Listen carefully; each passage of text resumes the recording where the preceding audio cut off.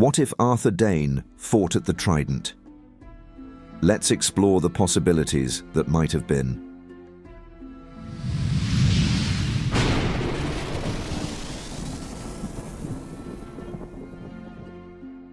We open on a stormy twilight above the ruby ford of the Trident. Thousands of soldiers gather, their banners snapping in the wind. The crowned stag of Baratheon, the dragon of Targaryen, and the lion of Lannister. At the heart of this clash stands Prince Rhaegar, calm but determined, this time guarded by his loyal friend and champion, Sir Arthur Dayne of the Kingsguard. The year is 283 AC, and Robert's rebellion stands on a knife's edge. In our true history, Prince Rhaegar was slain by Robert Baratheon, setting in motion the downfall of House Targaryen. But now, one small shift, Arthur Dayne's presence, may change everything. Your Grace, I vowed to protect you with my life. I shall not let you face Robert Baratheon alone. Your skill and loyalty have never wavered, Sir Arthur. We fight for the future of the realm, though I fear too much blood has already been shed. Thunder rolls. Robert Baratheon, massive warhammer in hand, roars a challenge. Men on both sides brace themselves for the deciding blow of the war. You should have stayed in King's Landing, Rhaegar. I'll see your dynasty ended. I do what I must, for the safety of the Seven Kingdoms, for... He never finishes. Robert charges, hammer raised. The two forces collide around them in a maelstrom of steel. Sir Arthur Dayne plunges into the thick of the melee to aid Rhaegar, his fabled blade Dawn gleaming under the dying sunlight. In our known timeline, Prince Rhaegar fell at the Trident, his chest crushed by Robert's hammer. But Arthur Dayne's intervention shifts the balance. Sir Arthur intercepts Robert's downward swing with Dawn, forcing the stag to recoil. Meanwhile, Rhaegar thrusts forward, aiming to disarm rather than kill. Your fight is with us both, Lord Baratheon. Then you can die together. Robert's strength is legendary. He slams his hammer against Rhaegar's breastplate once, denting it severely. But Arthur Dayne parries a killing blow, turning the tide. Caught between Rhaegar's sword and Arthur's unstoppable skill, Robert is struck in the side. His warhammer slips from his grip. Yield, Robert, before you lose everything. Robert drops to a knee, blood darkening his tunic. The Targaryen cavalry surges forward, driving off the rebel ranks. Men shout and horns sound retreat. Robert's bannermen scramble to protect their lord, yet the crown's victory is clear.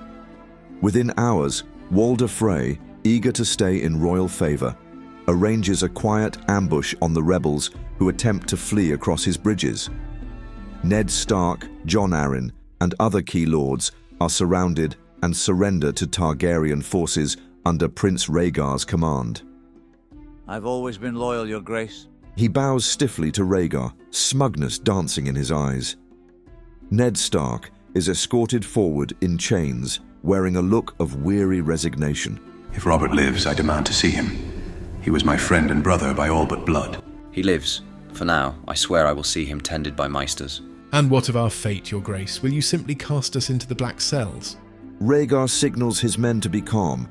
He then speaks in a grave voice. Your rebellion was misguided based on falsehoods. I intend to prove it. There is much the realm must know. In the aftermath of the Trident, the entire realm braces for news. Rumors abound that Prince Rhaegar has proof of his innocence regarding Lyanna Stark.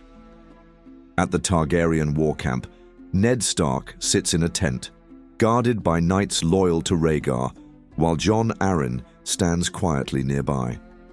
Rhaegar enters, carrying a worn letter bearing Lyanna Stark's hand. Lord Stark, read your sister's own words. He hands Ned the letter. Slowly, Ned scans the page. His eyes widen in shock and then tear up. This is her writing.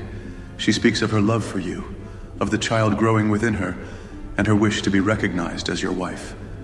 7 hells. Are you truly married to Lady Lyanna? The realm was led to believe you'd abducted her. She consented.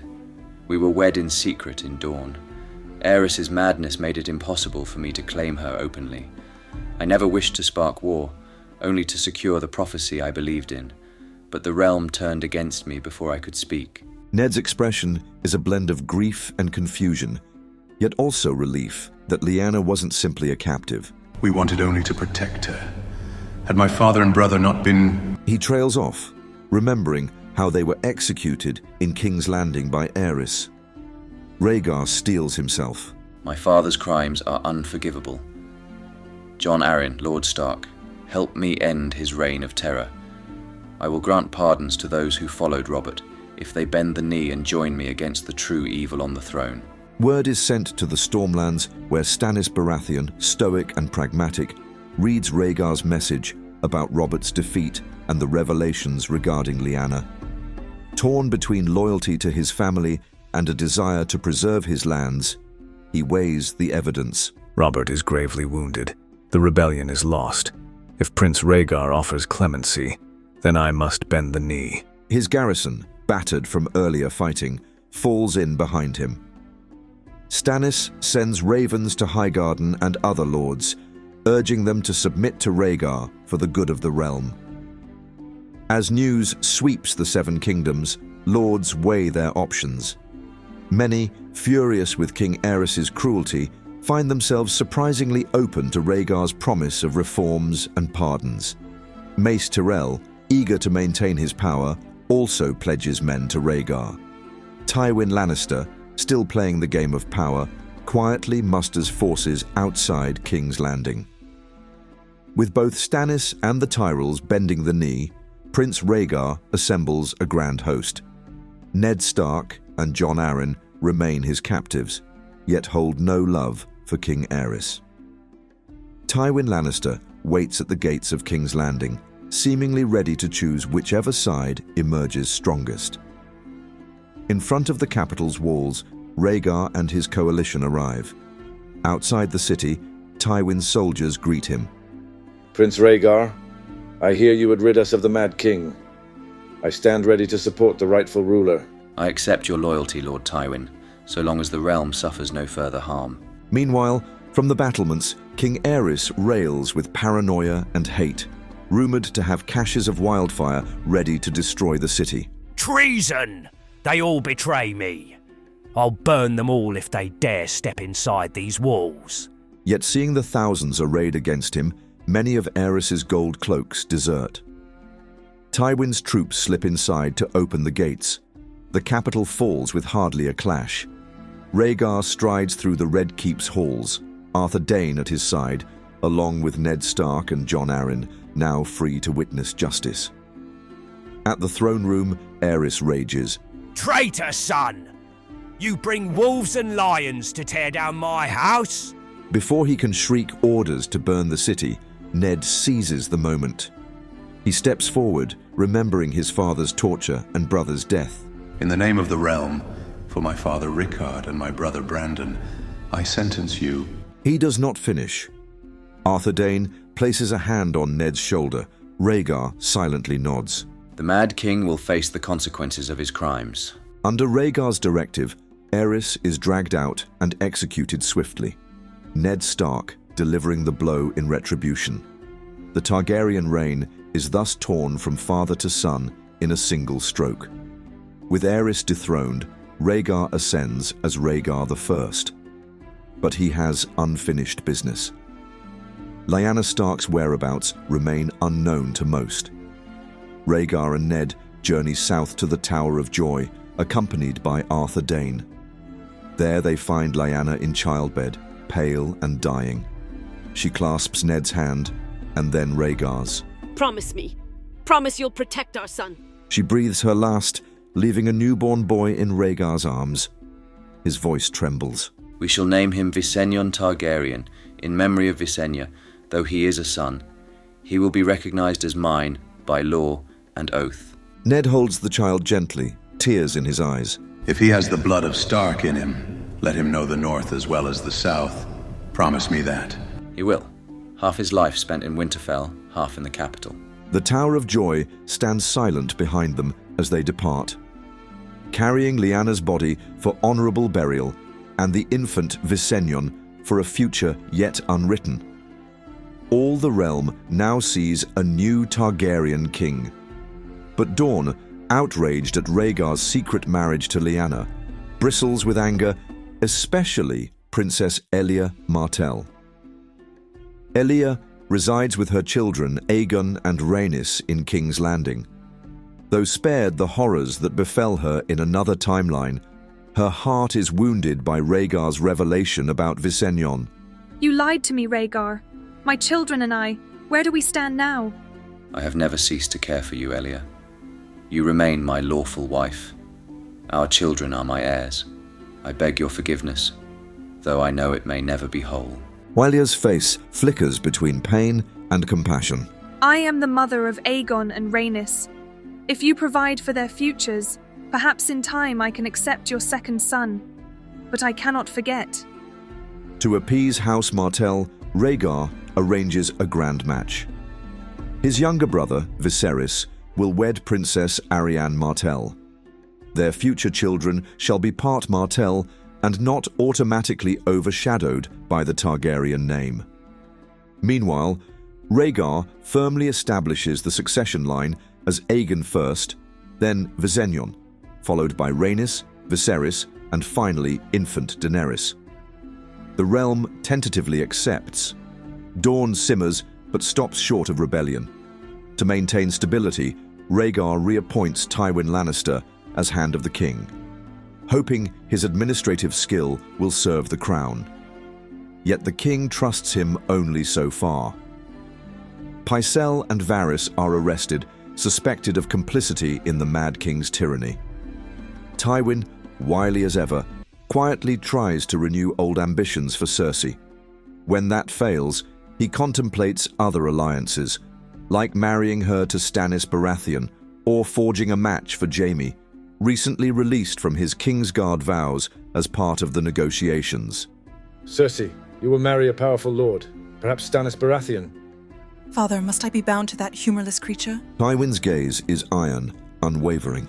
It cements our power. You will do as House Lannister requires. Meanwhile, Jaime Lannister is quietly matched with Lyness Hightower to strengthen ties with Oldtown. He sets aside his white cloak for the sake of family. True to his word, Rhaegar sends the young Prince Visenya north for half the year. Under Lord Stark's watchful eye, the boy grows close to his cousins Robb and Arya, learning the ways of the North. The rest of the time, he is in King's Landing, training under Arthur Dayne and Barristan Selmy, knights he admires deeply. Sir Arthur, how did you become so skilled? Diligent practice. Honor drives my sword. Yours too must be guided by honor. Visenya befriends his older half-brother, Aegon, a lively boy who loves feasts and hunts. While Aegon is sociable, Visenya is more reserved, but both share a sense of duty. Brother will never want the throne, will we? I only wish to serve our father and do what's right. Meanwhile, Elia Martell's health wanes over the years. She dies when Aegon is still a boy of 8. Her funeral deepens the bond between Aegon and Visenya, who stand side by side in grief. Rhaegar focuses on preparing the realm for the future. He arranges alliances to keep the kingdoms united. 1. Rhaenys Targaryen is betrothed to Willas Tyrell, heir to Highgarden.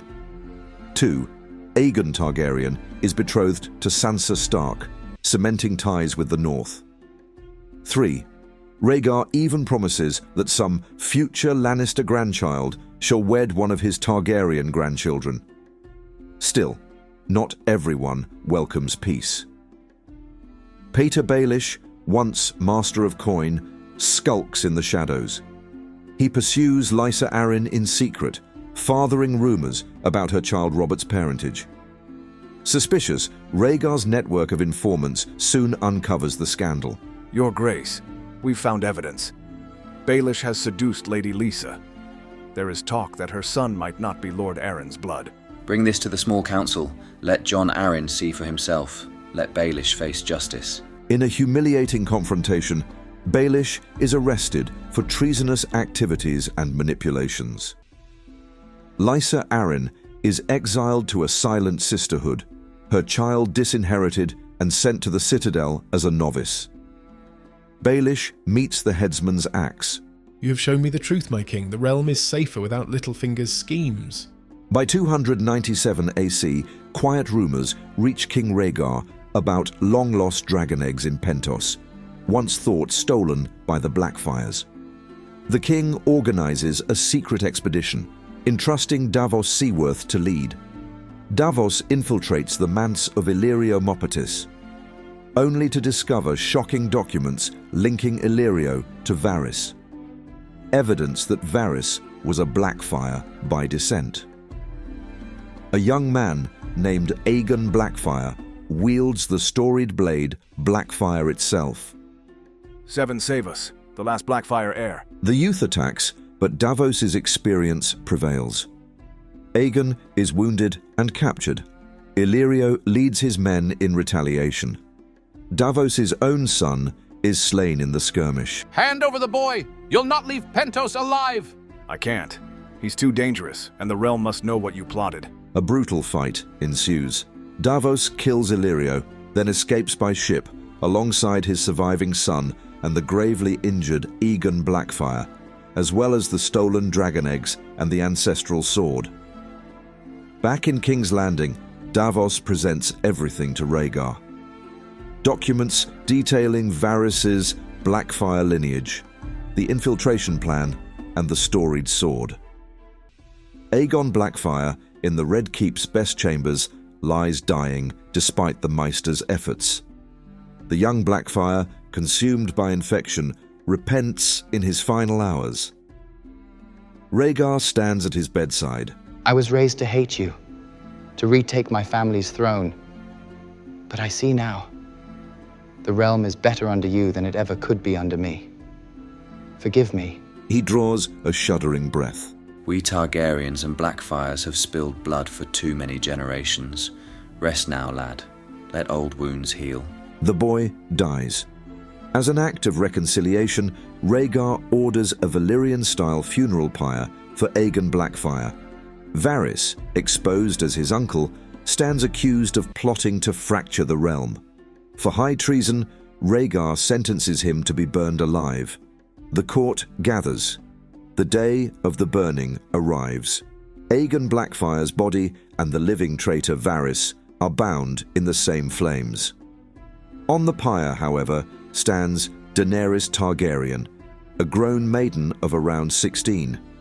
She clutches the newly recovered dragon eggs as the flames leap high. Daenerys, come back, you'll die. Astonished onlookers watch Daenerys walk unharmed into the inferno.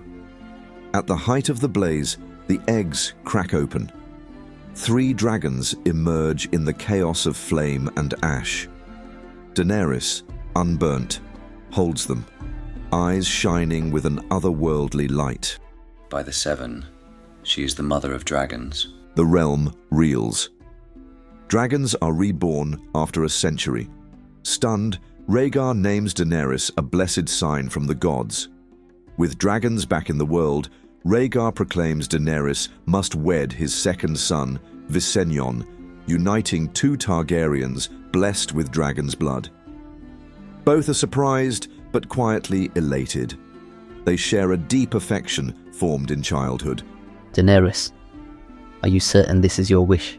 I am. We understand each other. It feels right. Their wedding stirs excitement in King's Landing. Soon, Daenerys births a boy named Daeron, another child of the dragon. Meanwhile, Aegon weds Sansa Stark, fathering 2 daughters, Alysanne and Naerys. Rhaenys weds Willas Tyrell. Ties are solidified across the realm, yet whispers of darker omens come from the north. Peace endures for years until word arrives from Lord Eddard Stark of a frightening development. Wildlings mass beyond the wall, and disturbing rumors abound of ancient enemies returning. Rhaegar dispatches scouts. Viserion, older and more confident, flies north with a small retinue, including his friend Samwell Tarly, never forced to take the black in this timeline and recognized for his intelligence. Your Grace, if the legends are true, these may be the White Walkers themselves. We must see for ourselves, Sam. They and a Night's Watch expedition are ambushed by icy wights. Many perish, including Jon of the Watch. Retreating to a hidden cave, Visenya encounters Brynden Rivers, Bloodraven, an ancient Targaryen bastard turned mystic. Brynden bestows on him the ancestral blade, Dark Sister. The cold winds rise. You must heed the call of the three-eyed crow. With White Walkers closing in, Visenya and Sam escape, only to be captured briefly by wildlings. Once the wildlings learn that the prince has the power of Targaryen blood and a dragon, they pledge to help him if it means survival. We have no love for kneeling, but we value life. Show us a chance to fight back these monsters and we'll stand with you. Visenya unites them. Soon, King Rhaegar and the armies of the Seven Kingdoms arrive, forging an alliance with Mance and the Free Folk. They encamp at the Wall. But tragedy strikes from the west. Euron Greyjoy murders his brother Balon, seizing control of the Iron Islands. He unleashes a savage naval assault, sinking supply fleets meant for the north. Tywin Lannister sails with those fleets and is slain in battle. Euron Greyjoy. I'll see his head on a spike for my father. With supplies in ruin, Rhaegar must send Aegon to quell the Iron Islands. Aegon's dragon devastates the Ironborn. Jaime Lannister personally corners Euron at Pike. The Mad Kraken brandishes the Horn of Winter. Come for me if you dare, Kingslayer. When I blow this horn, I end your pretty world. He blasts the horn before Jaime runs him through. Unknowingly, the horn's power cracks part of the wall, creating breaches that White Walkers pour through. The North scrambles to defend Winterfell. The White Walkers arrive in a howling storm of death. King Rhaegar, Visenya, lords from all corners of Westeros, all gather for a desperate stand. Day and night blur into chaos. On Dragonback, Rhaegar and Visenya burn swathes of undead. Randall Tarly, Stannis Baratheon, Brynden Tully, and Ned Stark command the lines.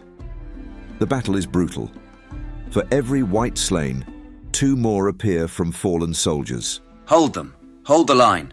But the Night King arrives on an undead draconic mount, unleashing an icy breath that sends Rhaegar crashing to the battlements. Aegon dives in to save his father. The scuffle ends with the Night King skewering Aegon. Rhaegar, bones broken, takes his final breaths in Visenya's arms. My sons, fulfill the prophecy. Save our people. He dies. Visenya, consumed by grief, picks up the Valyrian steel sword Blackfire in one hand, clutching Dark Sister in the other. The Night King knocks away Blackfire and grabs Visenya by the throat. In a last desperate lunge, Visenya stabs him through the heart with a hidden Valyrian dagger. The Night King shatters into icy shards. The undead collapse across the battlefield. In the hushed aftermath, Ned Stark, battered and bloodied, sees the host sinking to their knees before Visenya, now the last son of Rhaegar. Long live the king! I am no king. Aegon left daughters. Alysanne is the rightful heir. Ned pulls him aside. It will only sow chaos, my prince. The lords will follow you, not a child. The realm needs a strong hand now more than ever. With weary acceptance, Visenya agrees to call a great council in King's Landing, deferring any rash decisions until the realm speaks. In King's Landing, all the great lords assemble: Tully, Arryn, Stark, Martell, Tyrell, Lannister. The council unanimously proclaims Visenya Targaryen the new king for stability's sake. He slew the Night King. He is the realm's savior. For once, I agree with the Tyrell. There is no question in my mind. Visenya ascends the throne and betroths his son Daeron to Aegon's eldest daughter Alysanne, uniting their lines. Even the wildlings are welcomed to resettle the near-empty northern holds. The realm celebrates victory, but Visenya remains haunted by the losses of his father and brother. Peace at last, born of unimaginable sacrifice.